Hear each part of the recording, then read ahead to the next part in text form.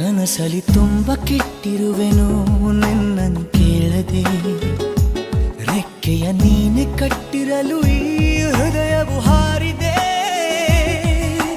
ನನ್ನ ಕೌತುಕ ಒಂದೊಂದೇ ಹೇಳಬೇಕು, ಆಲಿಸುವಾಗ ನೋಡು ನನ್ನನ್ನೇ ಸಾಕು.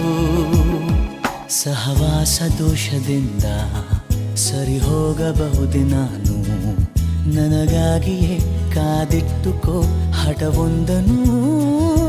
ಕೆಳಗುವ ಮುನ್ನವೇ ಪರವಶನಾದೆನು, ಅರಿಯುವ ಮುನ್ನವೇ ಪರಿಚಿತನಾಗಲಿ ಹೇಗೆ ಪ್ರಣಯಕ್ಕೂ ಮುನ್ನವೇ.